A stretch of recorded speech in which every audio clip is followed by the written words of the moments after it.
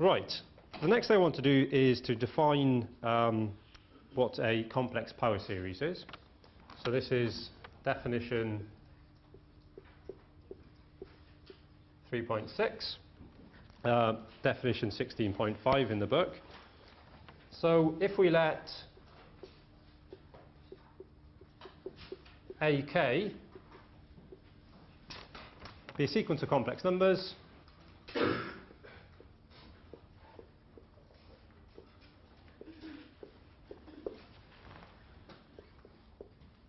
and if we let C be a complex number, then we call, and I'll move to the next board, T superscript C subscript AK. So this will represent the power series associated with AK centered at C. Okay? This is of Z, and this is defined by the sum from 0 to infinity of AK Z minus C to the power K, where Z is clearly a complex number. Okay? And we call this the power series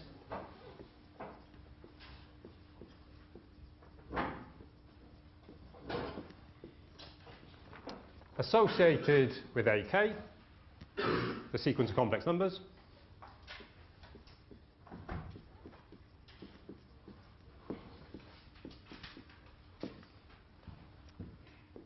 and it's centered at C.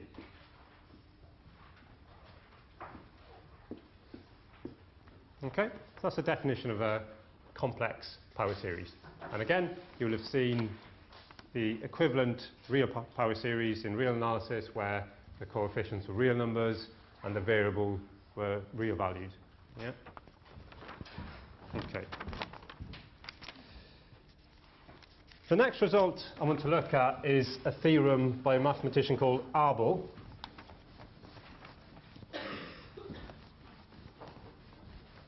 And this is theorem 16.6 in the book. Right, so theorem 3.7. And again, I assume that AK is a sequence of complex numbers and C is a complex number. Okay? And then if the power series T superscript C subscript AK converges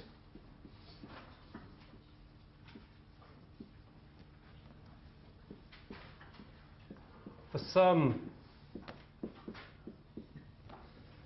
Z1 which is not equal to C, yeah, then it converges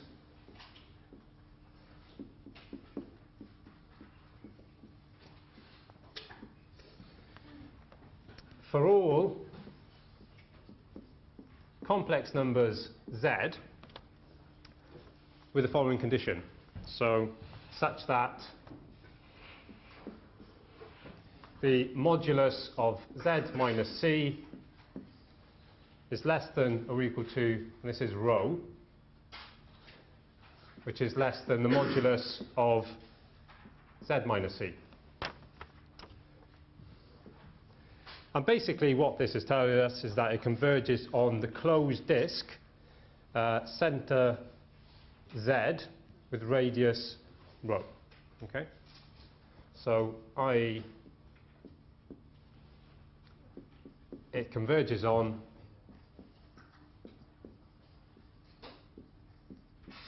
so as I mentioned, so it's a closed disk, radius rho, center Z. This convergence is also uniform. That's an important note to make.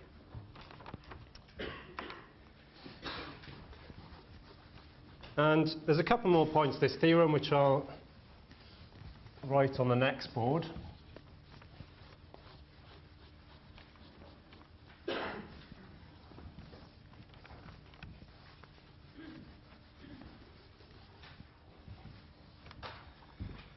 Right, so the same holds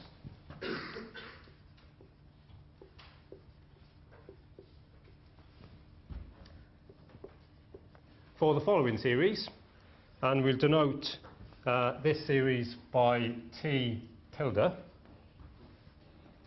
subscript AK, superscript C of Z, which is defined by the sum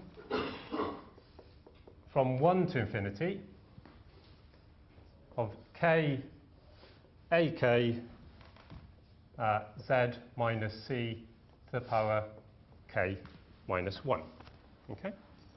So the same result holds for this complex power series. And the last note for this theorem is that Z, which maps to TCAK of Z, so the original power series, and T tilde, so T tilde C AK, these are also continuous.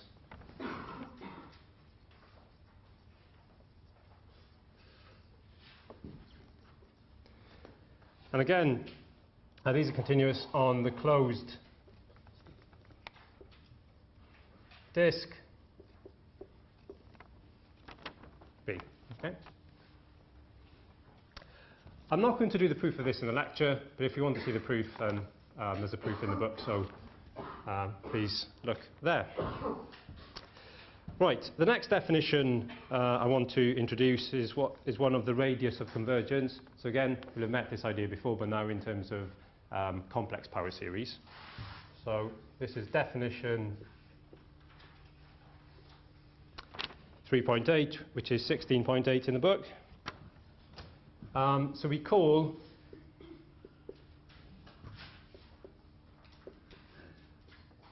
the largest row 0, which must be positive, such that the complex power series T, C, A, K converges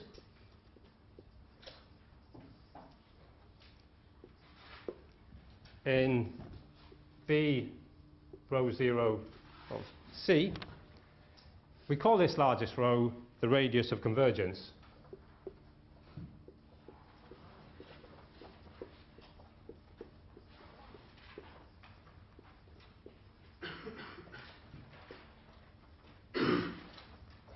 Of the power series, so of T, AK, Z. And there's an important remark to make here. So this is the open disk, radius row 0, center C. Yeah. So if you think back, what this means is the set of all complex numbers Z, yeah, such that the modulus of Z minus C is less than row 0. It's important to remember that for the modulus of Z minus C being equal to 0, in general, if this is true, we can't say anything about the convergence of the power series. Okay?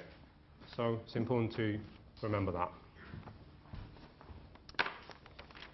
All right.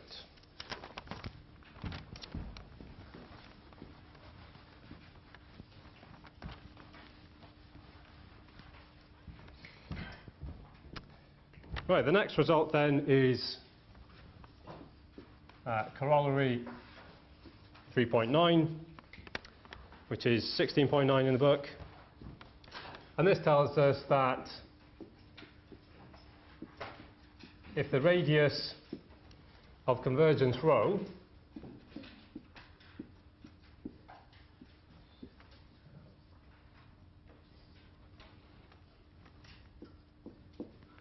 of the series where we sum from 0 to infinity with coefficients a, k, z minus c to the k. If this is finite,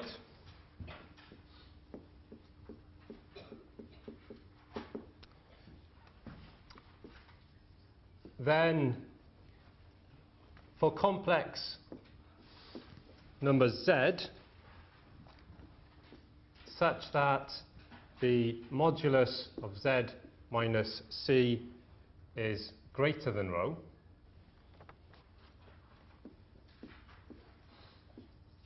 we have the following result. So we have that the supremum over k of the modulus of ak multiplied by the modulus z minus c power k is infinite. Okay? So this is for the modulus of z minus c being greater than rho, where rho is the radius of convergence of the series. Yeah. Okay. Again, I'm not going to prove this result, but if you want to see a proof, have a look in the book. Right, the next result is an important result because it relates power series of a real variable with power series of a complex variable. Okay? Right, so this is lemma 3.10. So I'll state the result and then I'll explain more about the result. So if we let the sum from 0 to infinity a k z minus c to the power k, sorry, this should be x, which is very important. Yeah, it's x minus c to the k, be a real power series.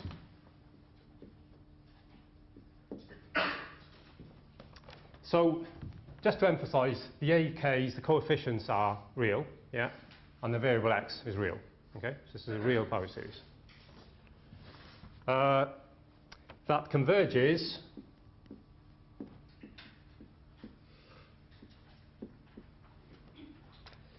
for all x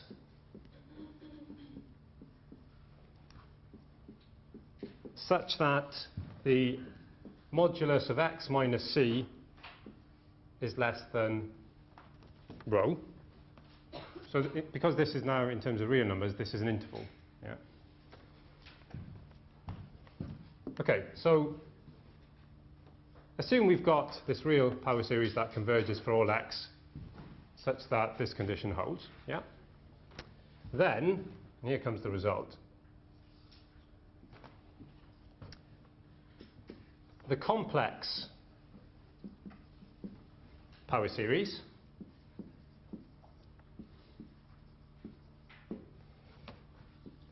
which is given by the sum from 0 to infinity with coefficients a, k, and now we've got z minus c to the power k, yeah? So this is a really important point. So clearly the variable now is a complex variable, but the coefficients are still real numbers, okay? So we've gone from a real variable to a complex variable, but not the coefficients. So then this complex power series converges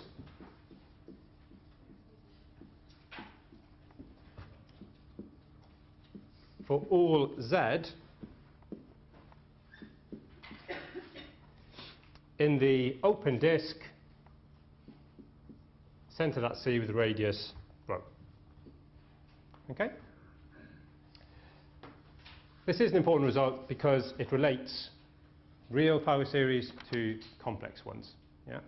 And we know lots of examples of real power series, so therefore we can extend these results to the complex case, which we will do later. I will prove this result in the lecture.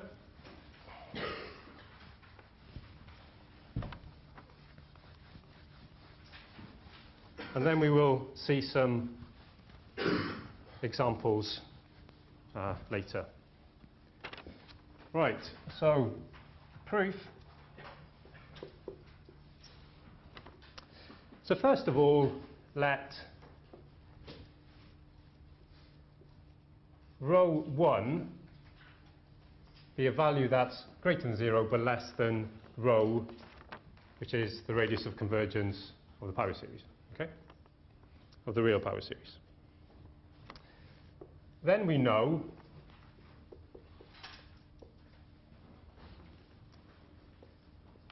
that the following series, so where we sum from 0 to infinity, and we've got the modulus of ak, rho 1 to the power k, that this converges. Okay? Well, why is this true? Well, first of all, this is a real power series, yeah? And we're given in the lemma that this real power series converges with this condition. So we've got this radius of convergence rho. Okay? Now, our rho 1 is less than this rho. Okay? So therefore, using this result, this real series must also converge. Okay? Right. Hence, for all z,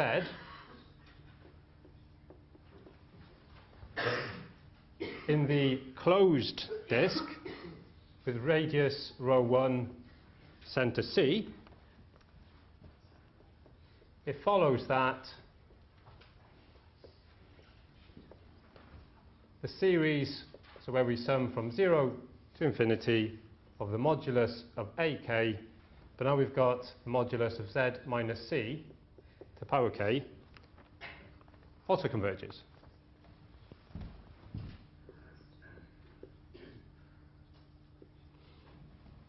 Why is this? Well, this is because the modulus of z minus c must be less than or equal to rho 1, yeah?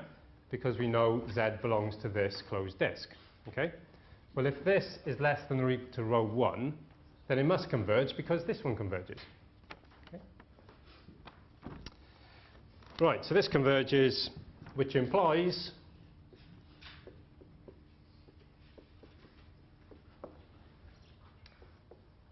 the convergence of the following power series, so where we sum from 0 to infinity, ak z minus c to the power k, for z again in the closed disk centered at c, radius rho 1. Okay? Why is this? Well, absolute convergence implies convergence. And there's just one more step of the proof.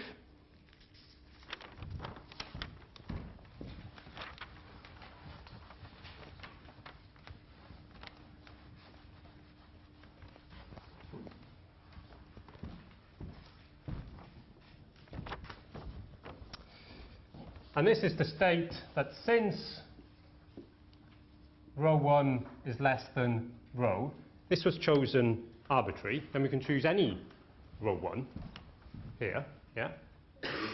So therefore it holds true for any z in the open disk centered at C with radius rho, okay?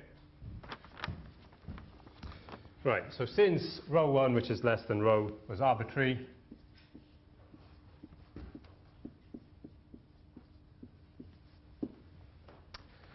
we get convergence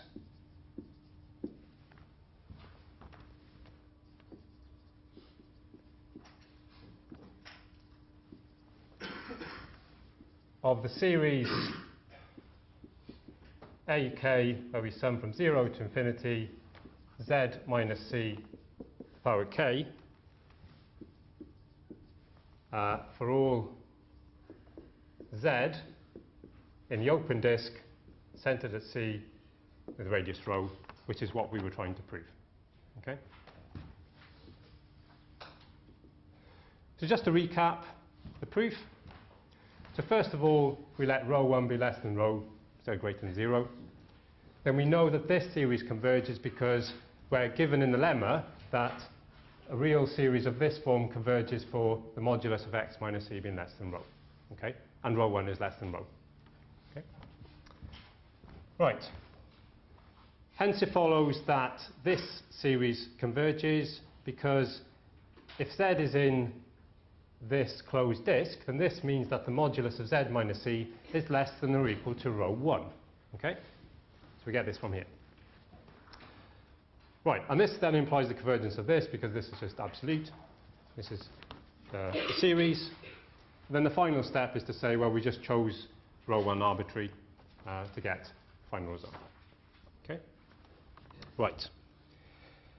So as I mentioned, this lemma is very useful because we know lots of examples of real power series. So we can now use this result to extend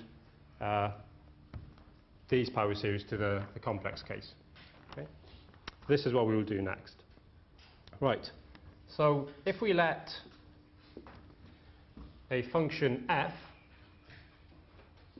which goes from I to R, so it's a real valued function, where I is a subset of the real line, and it also must be arbitrary, often differentiable.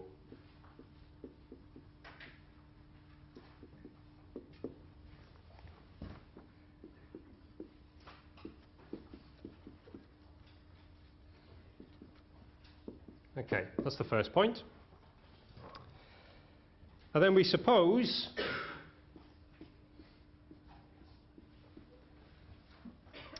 that for some C, which belongs to this I, yeah, that the Taylor series,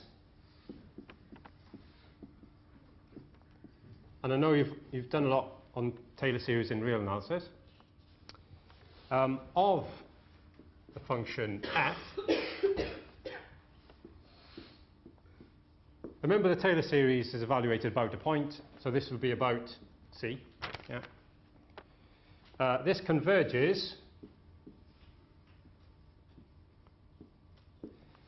in the interval minus rho plus C to C plus rho. Yeah? So this converges in interval because we're working on the real line.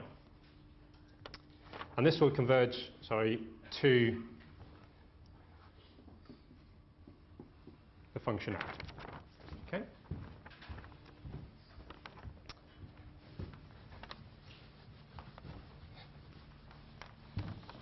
But then we get a convergence result for the complex power series. Okay? So then the sum from 0 to infinity of f k evaluated at C over k factorial z now, so this is no z, yeah, it's complex value, z minus c to the power of k. This converges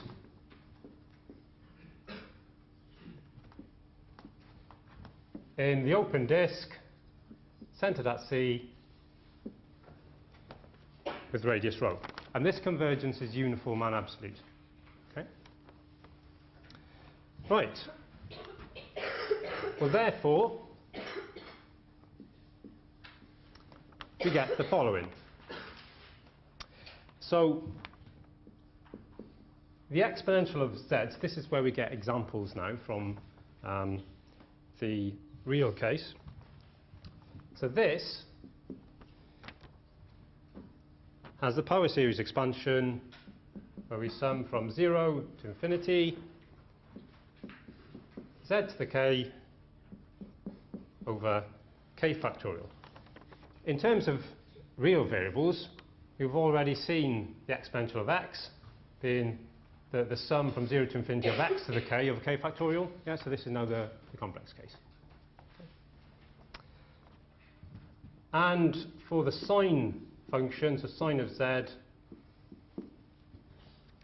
has a series, again from 0 to infinity, minus 1 k z to the 2k plus 1 over 2k plus 1 factorial, and cos z is given by the sum from 0 to infinity. Again, we get minus 1 to the k, z to the 2k over 2k factorial. Okay?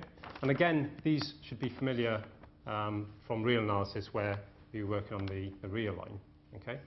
Remember, I squared is minus 1, so you may see these written in terms of I as well, which we saw earlier in the course. Okay. Right. The important thing, though, is that these, now in terms of the complex variables, converge in C, okay, and they're all continuous functions. Okay, and that's an important result.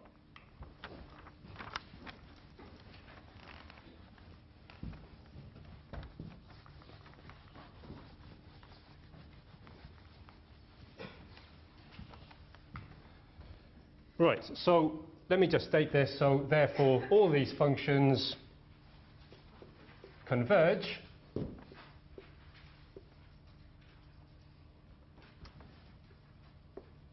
in C, and they're all continuous.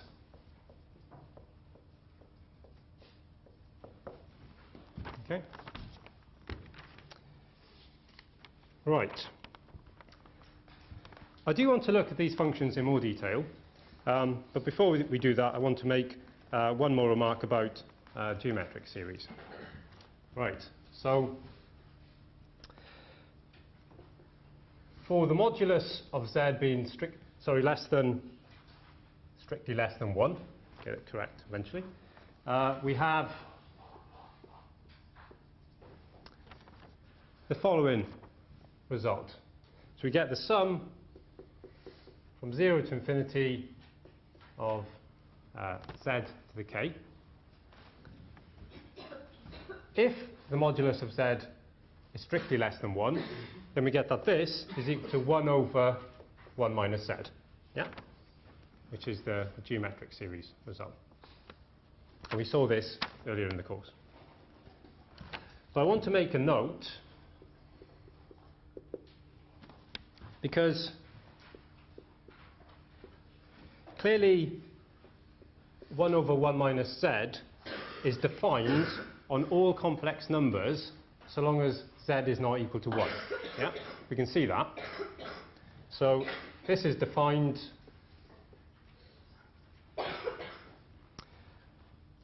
on all complex numbers so long as we exclude the point 1. Yeah? But what's important is that it only converges for these values of z. Okay? So, however, the series of z to the k converges only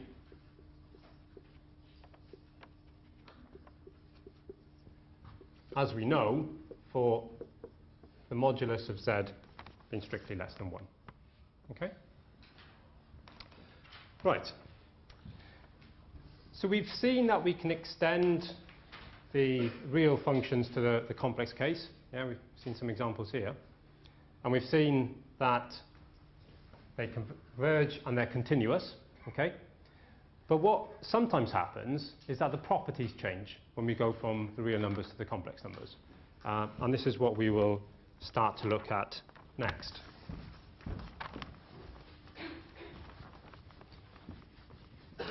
So we will first look at the exponential function.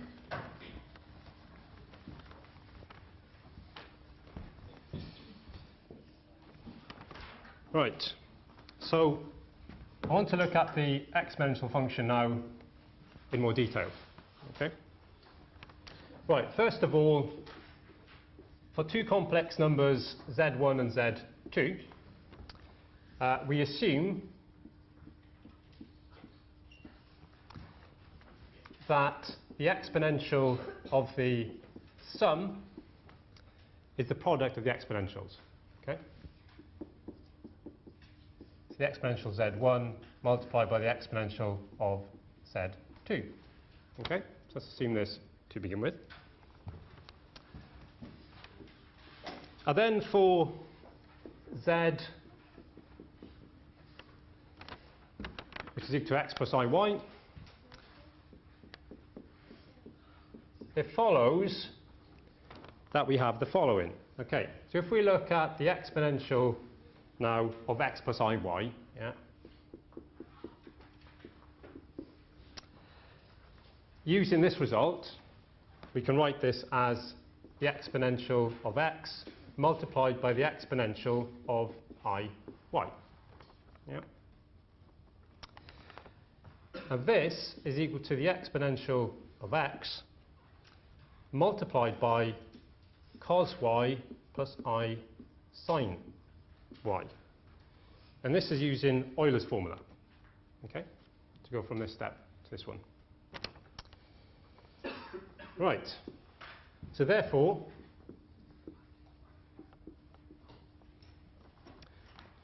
we lead on to our result. So we are going to investigate periodicity of the complex exponential function. Okay? So we will look at the exponential of z plus 2 pi I. Okay? If we can show that this is equal to the exponential of z, we can say that is 2 pi I periodic, yeah, by the definition of periodicity. Okay? Right, so let's try and show that this is true. Well, first of all, this is just the exponential of x plus I y plus 2 pi I, just writing z as x plus I y, which is equal to the exponential of x multiplied by the exponential of iy plus 2 pi I. Yeah, just splitting up this sum into the exponential of the products. So I'll continue on this board.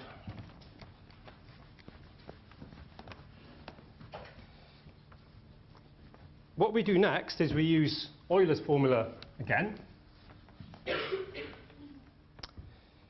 to give us that this, so this now carries on, that we get the exponential of x into cos of y plus 2 pi, so this would be just 2 pi, plus I times sine of y plus 2 pi. Okay, that's using Euler's formula. Okay. Right, well, this is just the exponential of x. If we think about cos of y plus 2 pi, we're now dealing with real valued functions. Okay, so cos of y plus 2 pi and sine of y plus 2 pi.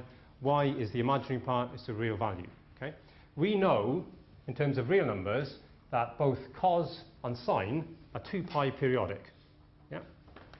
So we can just write this as cos y, yeah, plus I sine y, because of the periodicity properties of cos and sine in terms of real numbers. Okay. Right, well, this is just the exponential of x multiplied by the exponential of I y. Yeah? Euler again. We can now say that this is the exponential of x plus iy, yeah, using this result in reverse, which is just the exponential of z.